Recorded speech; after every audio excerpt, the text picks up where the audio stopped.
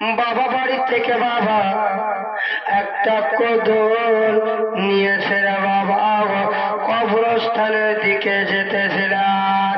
একটা কবর খনন করার জন্য গিয়েছিলেন। আল্লাহু আকবার, আল্লাহু আকবার। বাবা একটা বিশাল কবরস্থান ছিল। ওই কবরস্থানটা বাবা অনেক দিনকার পুরাতন কবরস্থান। বাবা মাটিতে সব কিছু যেন বাবা মিলিত হয়ে আছে, কিছু চিনা যাচ্ছে না। সেখানে হযরতে হাসান বসরি রহমাতুল্লাহ আলাইহি বাবা কবর খনন করতেছিলেন। কি করতেছিল? কবর খনন করতেছিল। আর কবর খনন করতে করতে বাবা একটা পুরাতন কবরে, ওই কবরটাই বাবা পড়ে গেছে। কিছুক্ষণ বাবা গর্ত করার পরে, খনন করার পরে দেখতেছেন একটা বিশাল মানুষ ঘুমিয়ে আছে। ঘুমিয়ে আছে ওই মানুষটা বাবা এত কালো ছিল, এত কালো ছিল বাবা, হাড়ির তলার মতো চেহারা, লম্বা মানুষ ঘুমিয়ে আছে। ইতিমধ্যে বাবা হুজুর হযরতে হাসান বসরি রহমাতুল্লাহ আলাইহি দেখতে পেলেন তিনটি বাবা কাণ্ড। কি কি তিনটি কাণ্ড বলবো না শেষ করে দেবো? হযরতে হাসান বসরি রহমাতুল্লাহ আলাইহি তিনটি কাণ্ড দেখতে পেল। বাবা ওই মুর্দা ব্যক্তিটা মুখ দিয়ে বাবা পচা পচা রক্ত বহন হয়েছিল। এই গন্ধতে আর আমার হুজুর সেখানে থাকতে পারে না, দূরে সরে যায়। আল্লাহর হুকুমে বাবা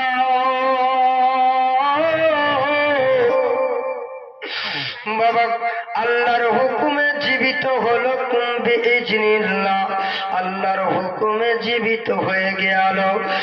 আর ওই মুর্দা ব্যক্তিটা বাবা ওই যে আমার হুজুরকে ডাক দিতে যায়, বলে হুজুর গো আমার কবরখানা ছেড়ে যেও না, একটু নিকটে এসো, একটু কাছে এসো, একটু করিবে এসো, একটু আমার কাছে এসো। আল্লাহু আকবার। হুজুর আমার বলে ওই মুর্দা ব্যক্তিটা জীবিত হয়ে কি যেন আওয়াজ দিতেছে, বেরাদার আমাকে ডাক দিতেছে। এক পা দুপা করতে করতে বাবা নিকটে আসলো। আসার পরে বলে মুর্দা ব্যক্তি তুমি কথা বলো, আর কি যে তোমার কাণ্ডটা হয়েছে? ওই যে মুখ দিয়ে কেন পচা পচা রক্ত কেন বহন হয়? বলে হুজুর আমি যখন দুনিয়াতে বেঁচেছিলাম, আমি যখন দুনিয়াতে বেঁচেছিলাম, আমার যখন জওয়ানি ছিল, আমি এই মুখ দ্বারাই দিয়ে আমি নিশা পান করতাম। এই মুখ দিয়ে নিশা পান করতাম। আর এই মুখ দ্বারাই দিয়ে আল্লাহর রাসূলের নাম খানা নিতে পারেনি, ওলির নাম খানা নিতে পারেনি। অবশেষে আমার মৌত যেখানে আল্লাহ দিয়েছিল মৌতের সময় যদি আমি আল্লাহ কথাটা বলে দিতাম তবে আমার এই মুখ দিয়ে এই কাণ্ডটা হতো না। আল্লাহু আকবার। বেরাদার, এবারে বোঝা গেল যে বাবা নিশা পান করার জন্য ওই মুখ দিয়ে পচা পচা রক্ত বহন হয়েছিল। আল্লাহু আকবার। আমি বেরাদার মাসুম চট্টগ্রামবাসীর যুবক ভাইদেরকে বলি, যারা এগুলো কাজ করো ভাই, তোমরা এইগুলো কাজগুলোকে বঞ্চিত করে দাও আর আল্লাহর মসজিদে গিয়ে আল্লাহর ইবাদত করতে লেগে যাও, নচেৎ আপনার কবরে আপনাকে রিহাই দেওয়া হবে না। আল্লাহু আকবার। আরো একটি কাণ্ড কি হয়েছে বাবা? একটি কাণ্ড দেখলেন, হুজুর আমার বললেন, ও মুদাবাক্কিরা, ওই যে তোমার কান দিয়ে কেন পচা পচা রক্তটা কেন বহন হচ্ছে? বলে হুজুর শুনে নেন, শুনে নেন, আমি যখন দুনিয়াতে ছিলাম, আমি হায়াতে যখন বেঁচে ছিলাম, আমি জওয়ানি ছিলাম বেরাদার, ও হুজুর, আমি এলাকার মহিলাদেরকে আমি শান্তিতে রাখতাম না, আমি সুন্দর সুন্দর মহিলাদের সঙ্গে আমি জেনা করতাম। তার জন্য আমার কানের ভিতর দিয়ে পচা পচা রক্ত বহন করে হুজুর, আপনাকে এই জন্যই আমি ডাক দিলাম। এইগুলো কাজ যেন আর কেউ না করে দুনিয়াতে থাকার কালীনে। আপনি একটু আমাদের দিহাতে আপনি জানাইয়া দিয়ে, জোরে বলবেন না সুবহানাল্লাহ। এইগুলো কাজ করবা কেউ? কেউ এগুলো কাজ করবে না। এগুলো হচ্ছে বাবা নোংরামো কাজ। আপনি ভাবছেন যে আমি দুনিয়াতে আছি, আমাকে কেউ কিছু বলে না। বেরাদার, আল্লাহ পাক আল্লাহ তাআলা সমস্ত জিনিসকে নিজের কুদরতে হস্ত দ্বারাই দিয়ে একটি রায় পরিমাণে দেখতে পায় না বাবনরা? রায় পরিমাণে একটা তালুতে সারা পৃথিবীটাকে দেখতে পাই। আপনি ঘরের ভিতরে আপনি ছবি দেখছেন, আল্লাহ দেখতে পাই। আপনি বেরাদার মাঠে গিয়ে চুরি করেন, আল্লাহ দেখতে পাই। আপনি মানুষের চুগলি করেন, আল্লাহ দেখতে পাই। মানুষের আপনি কি বলে কলা চুরি করেন, আল্লাহ দেখতে পাই। আপনি কি বলে মানুষের আম চুরি করেন, আল্লাহ দেখতে পাই। আপনি কি বলে আপনার ভাইয়ের আপনার বোনের গীবত করেন অন্য জনের বাড়িতে গিয়ে, কেউ হয়তো শুনতে পায় না, আল্লাহ আপনার কি বলে শুনতে পাই। বেরাদারিন মিল্লাত ইসলামিয়া কোরআন পাকের মধ্যে আছে যে ইন্নাল্লাহ, কোরআন পাকের মধ্যে বর্ণনা রয়েছে ইন্নী আলামু মা লা তা'লামুন, আল্লাহ বেশি বেশি করে জানে। বেরাদারিন মিল্লাত ইসলামিয়া, আপনারা ভাবছেন যে আমরা এগুলো কাজ করছি দুনিয়াতে কেউ জানতে পারে না। না ভাই, আপনার কাছে দুটা ফেরেশতাকে আপনার নির্মাণ করা হয়েছে। সুবহানাল্লাহ সুবহানাল্লাহ। আপনার কি বলে কিরামান আর কাতিবিন, জোরে বলুন সুবহানাল্লাহ। যে বান্দা বান্দীরা নেকি করবে এটা আপনার ডান হাত লিখতে থাকবে, বেরাদার বাম হাতে গুনাহ হয়, সুবহানাল্লাহ, এবং ফেরেশতাটা আপনার গুনাহ লিখতে থাকে, সুবহানাল্লাহ। এই যে ডান হাতের ফেরেশতা বেরাদার থামতে থাকে, থামো, যদি এখন যদি তওবা করে লাই, ইস্তেগফার করে লাই, তাহলে তার তো গুনাহ আপনার কি বঞ্চিত হয়ে যাবে। সুবহানাল্লাহ। আল্লাহ পাক আল্লাহ তাআলা বলেছেন, যদি আপনারা গুনাহ করে থাকেন তবু এখনো তোমার দরজাখানা খোলা আছে, তোমরা মসজিদে গিয়ে ঘরে গিয়ে আপনার কি বলে তোমার ইস্তেগফার করো। আল্লাহ পাক আল্লাহ তাআলা বলেছেন যে আমার ডারেতে আমার দরবারে এসে ইস্তেগফার করেছে তার জন্য আমি গুনাহগুলোকে আমি বঞ্চিত করে দেব। সুবহানাল্লাহ। মা বোনরা আছে এখানে জয়জন আছেন, যারা নামাজ পড়ছেন তো কে কে নামাজ পড়ছেন হাত তুলেন তো। নামাজ পড়ছেন? আলহামদুলিল্লাহ। এটা দুটা আমার দাদি নামাজ পড়ছে, আর এদিকে এই দাদি পড়ে না, হ্যাঁ মুস্কি হাসছে, আর ওই দাদি নাকে কাপড় দিলে, মানে টোটালি পড়ে না। ওই যে একটা আমার দাদি পড়ে। তো এই এত বড় মজলিসে এতটি দাদির মধ্যে তিনটা পড়ছে, তিনটাই জান্নাতে যাবে। আর তোমরা কোনটা যাবা? জাহান্নামে। নামাজ পড়ে না কদিনকার জিন্দেগানিতে না, এগুলো করে যাবেন বাড়ি বাড়ি ওইখানে গীবত করা, চুগলি করা, লাফড়া করা, ঝগড়া বাঁধা। সুবহানাল্লাহ। এটা জীবনে করেন না।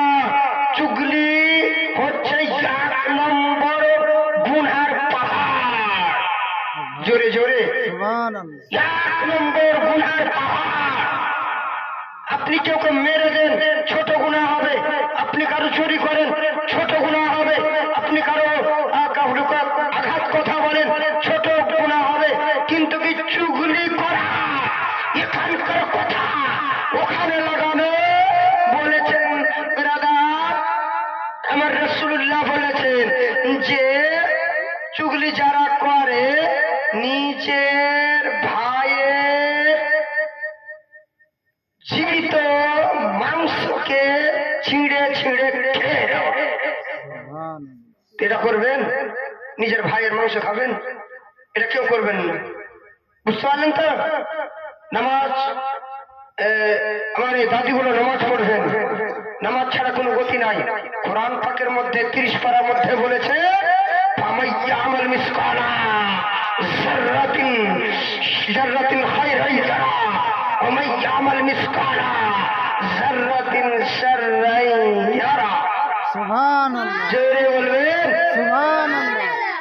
আরে জাররা জাররা কাতরা কাতরা করে হিসাব নেওয়া হবে। আপনি ভাবছেন যে আমি এই মাসুম চোখে বাহাদুরি করবো? আমার চাইতে আর কেউ বড় নাই, কেউ আঘাত করে দিব না।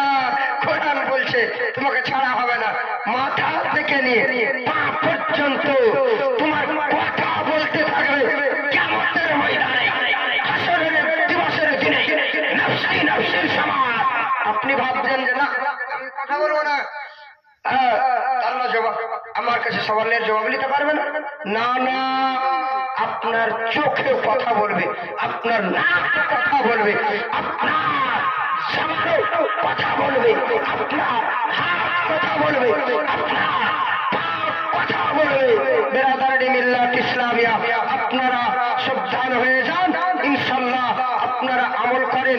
বেরাদার, অনেকক্ষণ থেকে আমি মাইকে চড়েছি, হয়তো প্রায় 2 ঘন্টা পেরিয়ে গিয়েছে। যা হোক, আমার ভাষার মাধ্যমে যদি কোনো জায়গায় ভুল ত্রুটি হয়ে থাকে তাহলে আপনারা বন্ধু মনে করে, ছোট মনে করে আপনারা ক্ষমা করবেন। আর আল্লাহর দরবারে, আল্লাহর হাদিস কোরআন থেকে যদি কোনো জায়গায় ভুল ত্রুটি হয়ে থাকে তাহলে আল্লাহর দরবারে ইস্তেগফার করবে ইনশাআল্লাহ। এবারে আপনারা একবার দুরূদ পড়েন। আমি একটা মতের সম্পর্কে 2-3টি ছন্দ পড়ে হাজরাত হতে এসেছে, একটু বলবে, তারপর দোয়া করে দিবে। আল্লাহুম্মা সাইয়্যিদানা মুহাম্মাদ ওয়া আলা আলিহি সাইয়্যিদিনা ওয়া আলা আলিহি মাওলানা মুহাম্মাদ সাল্লাল্লাহু তাআলা আলাইহি ওয়াসাল্লাম। এই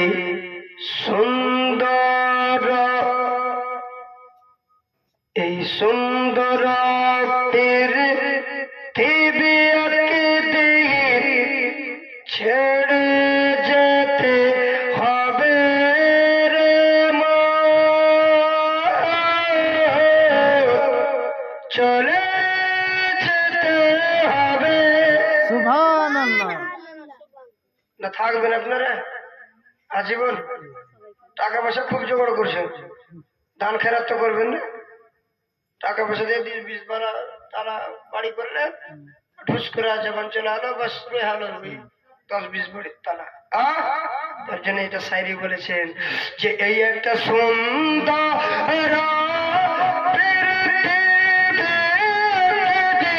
ছেড়ে যেতে হবে রে মা, চলে যেতে হবে।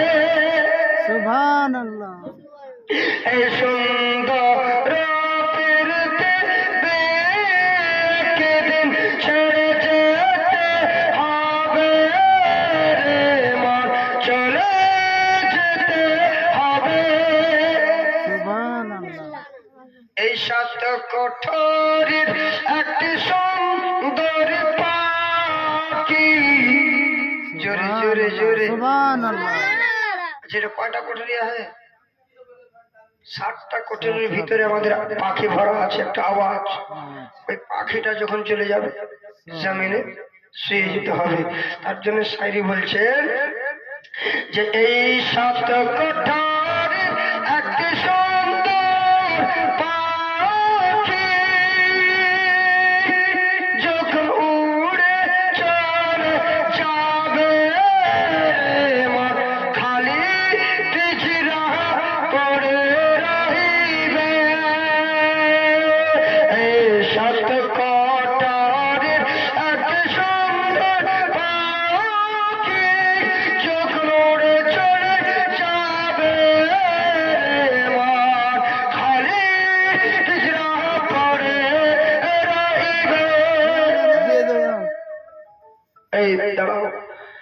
আর আর থাকবে না তোর দালান বাড়ি, আবার থাকবে না তোর ঘর গেরস্তারি, আবার থাকবে না তোর বাহাদুরি। একদিন ছেড়ে যেতে হবে মা, চলে যেতে হবে। সুবহানাল্লাহ। ভালো লাগে না নাকি? লাগছে। ইজরাইলে যখন আসবে মন কেড়ে নিয়ে যাবে মা, ছেড়ে নিয়ে যাবে। আর চিনবে না তো গরিব ধনী, আবার চিনবে না তো জমি জায়গা, আবার চিনবে না তো দালান বাড়ি। একদিন ছেড়ে যেতে হবে রে মা, চলে যেতে হবে। এই সুন্দর পৃথিবী একদিন ছেড়ে যেতে হবে রে মা, চলে যেতে হবে। যাও ভাই, অনেকক্ষণ থেকে বললাম তো ভাষার মাধ্যমে ভুল হয়ে থাকলে আপনারা ক্ষমা করবেন। হাদিস কোরআন থেকে ভুল হয়ে থাকলে আল্লাহর দরবারে ইস্তেগফার করি। সকলে পড়ুন আস্তাগফিরুল্লাহ রাব্বি মিন কুল্লি জামবিন ওয়া আতুবু ইলাইহি।